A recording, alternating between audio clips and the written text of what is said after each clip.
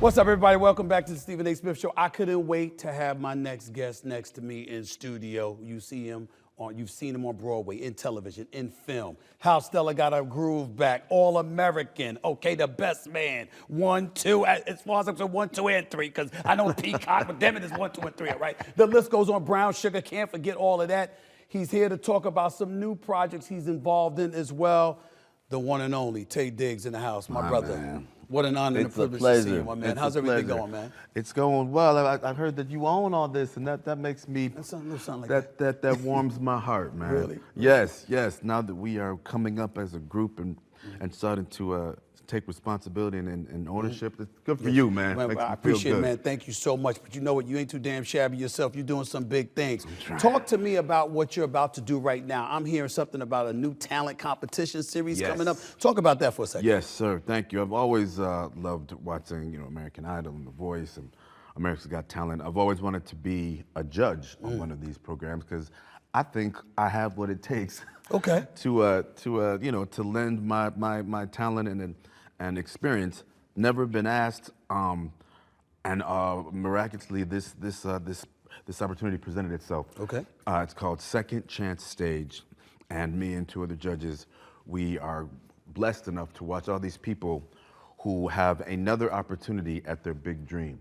So for whatever reason, they had to postpone whatever talents they were gifted and deal with life. Some people had to take care of sick family members or people that had died, or they ran into money issues. Okay. So they had to postpone their dream, a dream deferred. We give them another chance, and the stories are amazing. We get to judge them, we get to give them suggestions, but to hear the stories that these people have been through, it's quite emotional, and I'm very excited about the show. What kind of a judge are you going to be? Because remember, back in the day when they had American Idol and stuff like that, you see Simon Cowell and stuff like that. He just looking at people, you don't have it. I mean, you just don't have no chance whatsoever and stuff like that. What kind of judge are you going to be? I won't lie, I wanted to be that kind of judge, but I'm too emotional. I don't know if it's my age or the fact that I'm a father.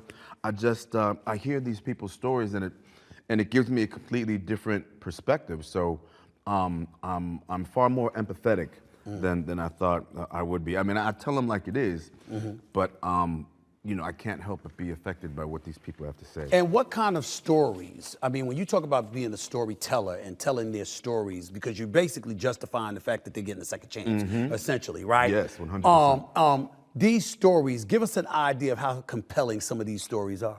One, it's heartbreaking.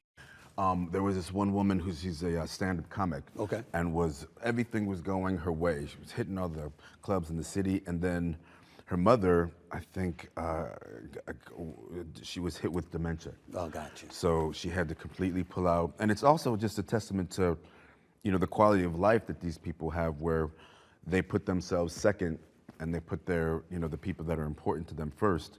So she, this comedian, she just, stopped doing what she was doing and started living with her mother. And finally, once her mother was on the right track and she started to have those thoughts again, maybe I should give this another shot. Right.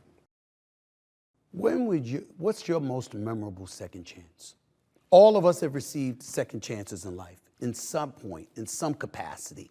When you think about yourself, your life, what would you qualify as a second chance? I thought you stumped me just now, but my son to me is the ultimate second chance, because just living life and with my first marriage and these relationships, I can see where I could have maybe stepped differently or acted a little bit more intelligently or with my heart. And my son is that second chance. He represents to me all of the good. So thank you for asking me that. That makes me look at that relationship in a different. Well, you can't just mention your son. I mean, that brother wants to shine. What's his name? Walker. How old is he? How old is he? Walker Nathaniel Diggs. He's Right. a little hooper, a little point guard. Right. He's we reclassed him so he could get bigger. He's got his private coach, James, and training his muscles with RJ. We got a whole. he's got a whole crew behind him. That's so. actually going to be very, very helpful because when you're young and you're doing it when you're young, they not only teach you how to build muscle, get strict, and what have you, they also teach you about stuff you need to avoid. I walk around in my 50s now with chronic knee injuries because I was playing on cement all of those years and stuff like that. You know, they guard you against that in this day and age, so I think that's very, very helpful. But getting back to you, I want you to take a moment to really reflect on all the work that you have done. As you reflect on your career and what you've been able to achieve, how do you feel about where you are now and the road you had to travel to get here? You're good, man. You're good. I feel good. It took me a minute because, you know, in my day and age, we grew up and it was like white Hollywood and black Hollywood. And for the longest time, you know, we were taught black Hollywood wasn't enough. So I would be making it, but then I would be proud and I would have pride, but then it was always like, okay, I want to be like a Will, I got to cross over.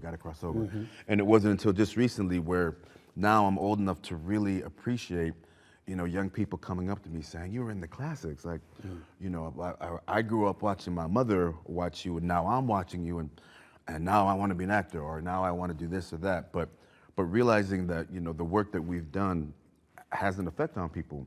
And now I'm proud of that. You know, where it used to just be let's climb, until I'm good as they say I am. But now it's different, and I'm very, very proud. I'm very proud. So you never took time to smell the roses until recently? No, we were taught, you know, just keep moving. You know, just you know, my mom would say, and now I'm realizing other parents would tell their children this: you got to be like. You got to be 5 times as good as they are. And if you're trying to be 5 times as good, there's no time to smell the roses. You're too busy trying to be 5 times as good as the next person. So now I'm still on my hustle, but I'm not letting that pass. I'm appreciating, I'm listening, you know, to the compliments. Did you ever take a moment to define or classify what exactly was 5 times better as you were on that grind? Because a lot of times I feel, I know in my life, when I'm on that grind, just like you just finished talking about, you get lost because all of a sudden it's like, well, what's really success? I thought this was success and then I achieved it, but I don't feel fulfilled. All right, I'm gonna go after this, but damn it, I got it, but it doesn't feel fulfilling. What is it? What did qualify as that 5 times better? For me, another great question. For me, what I could control was, and I used to get fun of it. I used to get made fun of how I presented myself. So my mother was a teacher, so I would listen to how she would speak. She made sure I was reading all the right books. I would watch how they would talk and interact with each other. So I had that down. No one was ever going to come to me saying, you know, well, he doesn't really speak. I got made fun of. People just say I spoke white, but you put me in a room with white people and they could have messed with me. You know what I mean? I held myself accordingly. And you know what I loved about my mother, she used, you know, prominent African Americans, Sidney Poitier, Harriet Belafonte, you know, and she was like, you need to be like this. You need to be like these people. That is what is required of you. So once I got that under my belt, it was a trip with, you know, my identity, because the cats from the hood, they didn't really get it at the time, you know, so there was always this disparity of, I'm like you, but you're not accepting me, but then you think I'm trying to be like them, but I'm trying to move us forward. There was a whole bunch of that.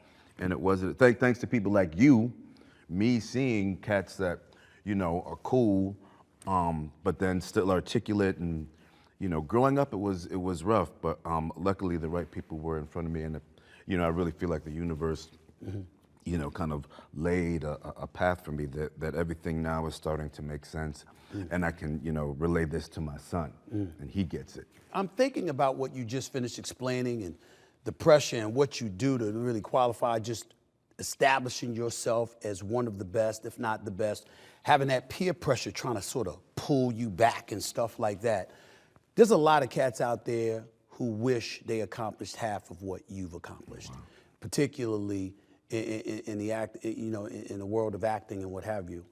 I'm wondering, what advice would you give to them based on the experience that you've had to endure and ultimately overcome in order for them to have a chance at succeeding in today's day and world, because times have changed so much over the last couple of decades? I would say keep your head down, keep moving, and I would say listen to your inner voice, and keep the energy, keep moving forward, because a lot of people will stop me, at a street corner, outside of an interview, whatever, and say, "Do you have any advice for someone?" And I never asked anybody, and we didn't have time. We just moved forward. So part of me wants to say, if you're worried about what somebody else is going to tell you, your head's not in the right place. Keep moving.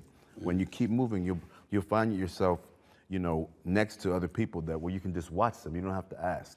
You can just watch. Oh, I like how this cat's moving. I like how this cat. Who's this dude who's talking about sports?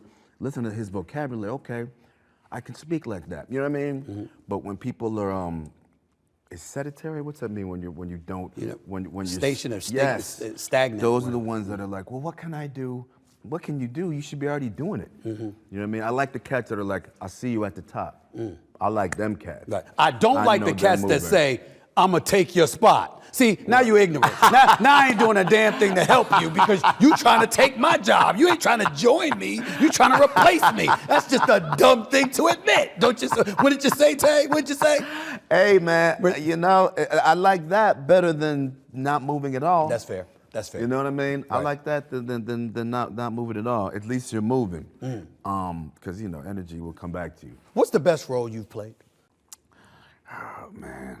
It's corny if I'm like, oh, father. But you know what? I had to play. I had to dress in drag, Hedwig and the Angry Inch. It was this crazy play where I had to be in high heels and a wig and makeup. I had to sing, I had to dance, I had to act. It was on Broadway. Okay. That was crazy.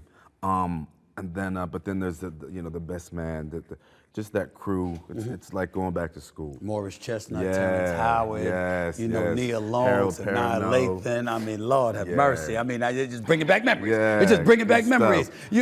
stuff. Stella got a groove back. That was the first one. I mean, that was the with first Angela one. Bassett. I mean, it was. We must acknowledge that was with Angela Bassett. You understand? What did that do for your career? Oh man, well, I was right on schedule for me. That was like the universe telling me, all right, keep moving. You're on the right path. I learned so much from her and Whoopi, and I just knew to keep going. To keep going. When you say you learned so much from them, what was it? They acted like they belonged there, and this was, I wasn't used to that. Do you know what I mean? We were raised, not to say that they weren't polite, but when they were on set, you could tell it was their set. And it's tough coming up where you want to be polite and you want to make sure you're humble. You read the Bible and you say, turn the other cheek, and you don't want to speak too loudly or come off rude. But, I saw at that early age that these were strong, black, prominent women who were to be taken very seriously.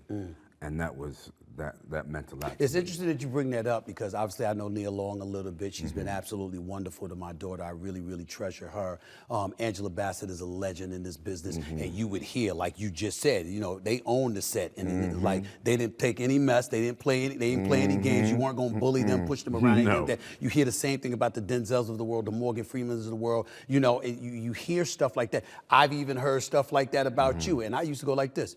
That mean the brother don't play. That mean he about his business, and you better be about your business, or it's gonna be a problem. All right? I mean, do you like having that reputation? Is this something that an actor or an actress is leery about because it could potentially affect your work? What about that? It could. It could, especially with women. You know what I mean? And then with black women.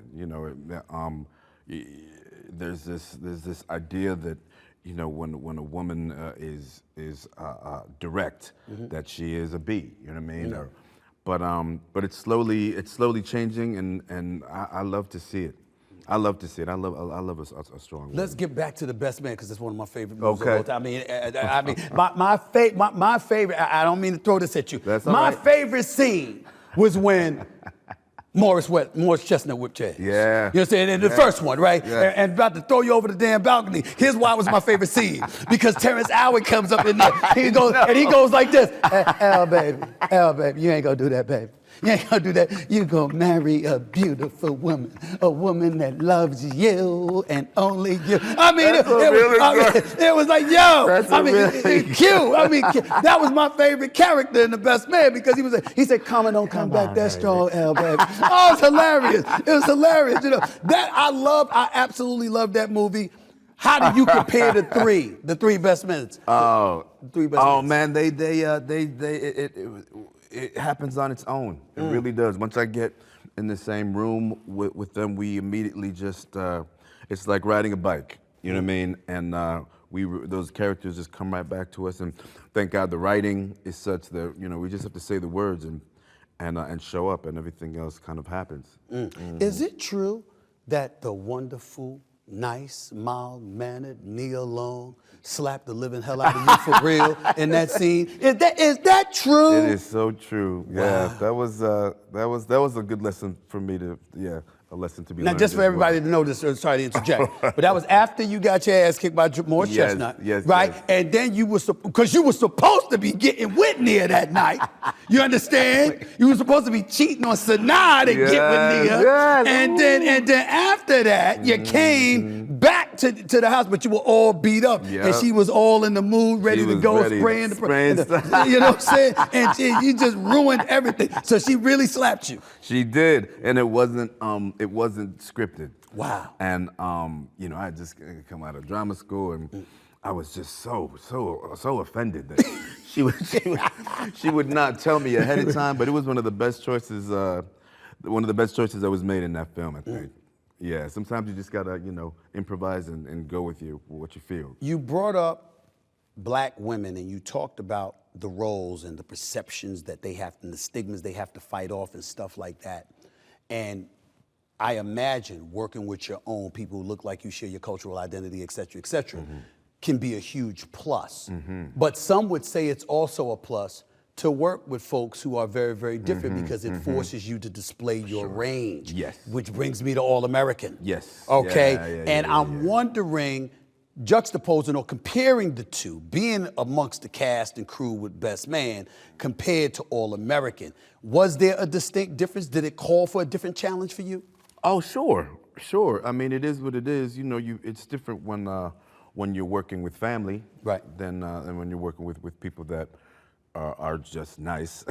but it's always lending itself to improvement. You know what I mean? All American was great just because it was so diverse. Right. It was so diverse, and a lot of what we were dealing with on the program, these were issues that people have to deal with in real life, having to deal with diversity and race and, you know, identity, all of that. So it was a real blessing. Did you like being a football coach? I did. You know, I consider myself athletic, not an athlete. Right. My kid is an athlete. Okay. But I got to kind of pretend, and when he was coming up, we would watch the show together, and he would correct me in plays. It was awesome. How did that assist you with your parenting of your kid, who you say is an athlete? Very, very much so. Just seeing how I was forced to watch other coaches and you know, watch how we have a wonderful supporting cast that did stunts, and hearing those stories. My assistant Troy. Troy Brookins, who played in the NFL, and he would tell me, you know, how he was raised, and so now I have just all these different people to draw from and apply that to parenting, because as you know, athletes, they're built different. You know what I mean? And I gotta treat him different. He's got a mind and he's hungry. Right. So I gotta let that animal out. So I'm not, you know, there are times when I'm a little bit less disciplinary, and I let him get a little big on the court and let him kind of roar. And how old is he now? 15. Okay, so you know he's not of age yet where he can drink alcohol and stuff like that. No. Right. But he shoulders me, like I can feel his weight. Okay. I can feel his weight. So when I'm in the kitchen and he's passing me the refrigerator. I was asking that question because I'm reading about some bourbon that you Oh, got right my now. Sable, yeah. I mean, I was wondering about that. I mean, because you out there doing that thing, and Taye Diggs got some bourbon to market and promote. People gonna take a sip of that, right? Yeah. And, that's what I'm asking. That's what I'm asking about it. I appreciate that. Yes, me, Harold Perrineau, Morris Chestnut, and Malcolm D. Lee. We ownership. We have this bourbon Sable. We're Four getting it smooth out there. brothers. Yeah, man. 4 smooth brothers owning the bourbon label. Yeah. What y'all trying to do, man? What y'all trying to do out there? We're trying to explore, stretch out, expand. So I'm thinking that's been fun. I know that. And one of the other things that I wanted to bring up was something that you got going on with Anthony Anderson. Because, I mean, this is the Fox's The Real Full Monty. I need you to talk about that for a quick second, too. Yes. Because, I mean, literally, there's no exaggeration. These people showing their ass. It's showing their ass. I mean, explain this, Taye Diggs. What's going on with this? It's all for a good cause, for cancer awareness. Me, Anthony Anderson, Tyler Posey, a bunch of people got together and we do a dance that's choreographed, where it's a striptease, but we're doing it to make people more aware and to hopefully convince folks to get out there and get tested for testicular and colon cancer. Great cause. Great cause. We need it. We need it. The thing that really, I remember when it was a scene, in The Best Man when you had your shirt off and stuff like that, and Nia Long's just looking at you like, Lord have mercy. And I often wonder where people like yourself and others who are in Hollywood and in shape, the male model, I call him Zoolander, that's Morris Chestnut. This is a true story. I'm at an event, right? And literally, this is the truth. Morris Chestnut, Michael Ealy, Boris Kojo, Lord. Jesse Williams, and me. Now, damn it, if there was ever a place that I felt out of place, it was that. I said, y'all ain't shit, man. I look horrible compared to this crowd right here. I don't want to be around any of y'all right now. No, you got that height, man. Ladies be liking that height. Do y'all ever think about, being a sex symbol? Do the fellas pay attention to that? Do you like that? Does that make you more money in Hollywood? I'm sure it does. But like I said, I was raised in the church, and we were always taught to be humble. Don't think too highly of yourself. And I started out really scrawny and skinny and insecure, so I've had to build myself up. And then sometimes, when you're really successful, or when you're blessed enough to be successful, you wonder if you're even supposed to be there. So I've had to do the opposite and just talk myself up, and I'm somebody. Right. I deserve to be here. I deserve to be standing next to Boris Kojo. Does it inspire you to be in the best physical condition possible? Is it the work? Is it the perception of how you're looked at? Is it the artistry? Or is it being a parent to an athlete? It's that. It's that? It's that, yeah. My son inspires me, and now he's old enough to kind of poke me in my little mid-air. Say, where's the six-pack? Where's the six-pack, Dad? Where did it go? Said, so let me get this right. You work out so you can eat, right? And I said, yeah. He said, that's not the way to do it, Pops. I said, leave me alone. Exactly. Look, man, I couldn't let you leave out of here without bringing up a list, because I've sort of put together my own list of the leading ladies that have worked with Taye Diggs, and I sort of rated them in my favorite order. Would you mind if I did that in front of you? Would you mind if I did that in front of you? I'm single, man. All right, we're going to put it right up on the board right here. Give me number 5 on the list, please, that I got right there, please. Taraji Manson, one of the elite actresses in the business. Baby. No question about it. She's hilarious. Yes. She and Regina. And phenomenal. And phenomenal. Oh. You see that right there? Lisa Ray. Okay. Second movie I got did. But Lisa Ray was somebody now. Oh, yes, she was. You understand? The Wood? Yeah, you understand what I'm saying? That was the second one. I love the scene when Pops threatened you. He was sitting there when he walked up there and he whispered, because that's how I'm going to be. Right. That's how I'm going to be. That's right. Now, Lisa Ray, right. She's something special, right? She really is. Okay. Let me show you the next one right here. Please give it to me. Now you see this one. Yeah. We got to do another something together. Here's the problem. How do you have The Best Man 1, The Best Man Holiday, it was 2, and then the series on Peacock, an 8-part series, And at no time do y'all get together. How does that happen, Tay? That's the How does that writing, happen? man. That's good writing. They keep you fiending for it. They keep you feeding for it. That's a lot of feeding. it That's is. a lot of feeding. 2 movies in an 8-part series. Is. Oh boy. No, this is my I thought I was gonna marry her at one point. Yeah. In my life. In real life? Before I met her. You know what I mean? Right. Yeah, she is special. Yeah. They're all something else. I've always been a Sanaa Lathan fan. Yeah. She's a marvelous actress. She's a beautiful woman. Now, that's number 1. Okay. That's number 1 right there. That's number my 1. Lord, yeah. Angela, she's in her 60s, Come bro. on, that's crazy. She's in her 60s.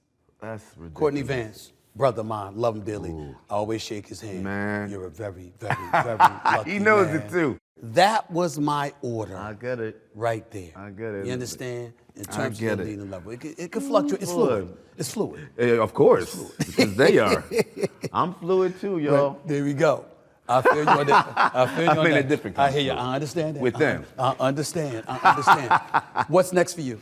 Oh man, hopefully a second season for this second chance stage, and getting Sable out there, and we're producing a bunch of stuff. So producing has become important to you as well? Yes, 100%. Like creating, ownership. Right. Yeah, well, I got to get on that bus. Do you feel like Hollywood has sort of opened the doors for those opportunities for African Americans in this country right I now? think we are kicking it down. You know what I mean? And slowly, it's changing. It's changing. It's not going to be pretty though. What could be done by those outside of Hollywood to assist in helping to kick those doors in? Getting on the same side, getting on the same team, putting your money back, but back into ourselves. You know what I mean? Ownership, like you said, making it so we don't have to ask permission. We can just show up. Oh, I bought this. This is mine. Here we go. We got it. You know what I'm saying? Billy Baker. My man. You understand what I'm saying? Amongst other things, the one and only Taye Diggs in the house, right here with Stephen. Honor and a privilege to talk to you. Proud of you. Proud of all the work that you're doing. Man. You've been an incredible role model to so many cats out there with the wonderful work that you've been doing throughout your illustrious career. And the thing about it for me is, as long as you've been around, I think you're just getting started. Man. I think big things are to I come, hope man. so. There you go. I like to hear that. There we go. Walker. I like to hear that. Work on your game, bro. Work on your game. Your pops, regardless of what you want to say, your pops already doing his thing. You got to do your thing, okay? Which I know you will, my man. All the best to you. Yes, One and only sir. Taye Diggs in the house right here on the Stephen A. Smith Show.